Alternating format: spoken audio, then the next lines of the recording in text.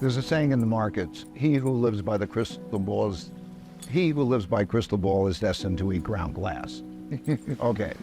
What I mean is, what you don't know is very important relative to what you do know. And for that reason, understanding how to properly balance and diversify a portfolio, and that diversification should be of countries, currencies, and asset classes, is something that's important.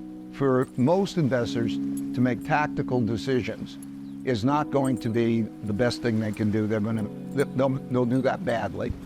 And when you come to conferences like this, you will get different points of view. Right. But unless you actually have a system and you mechanize, and we put hundreds of millions of dollars, lots of money, maybe $1 billion, I don't know, into doing a technology and so what to try to get an edge. So number one is respect what you don't know and know how to diversify well. Because diversifying allows you to reduce your risk by up to 80% without reducing your income, without you reducing expected return, if you know how to do that well. Okay, then I think then what you have to do is you have to look at the relative appeal of asset classes. So when I go through that calculation, the relative cash now has a relatively attractive appeal. Sort of people, when I said cash is trash, and that got a lot of attention, but that's when cash was nil. Okay. Now, when you look at the expected returns for this moment, cash is a relatively attractive asset class at this moment. It's not just attractive because it has a relatively decent, not great, but decent expected.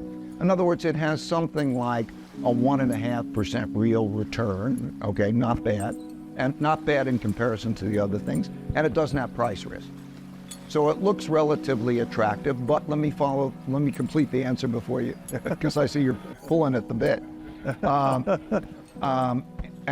then also, I think in this environment, and given the whole picture of all the things at work, there are three things that I look at as to where to invest. I want sound finances. So I look at income statements and balance sheets of countries. I want to invest in countries where they earn more than they spend, and they have more assets than liabilities. Okay. Second, I don't want to have where there's a lot of internal conflict, because the internal conflict is very dangerous.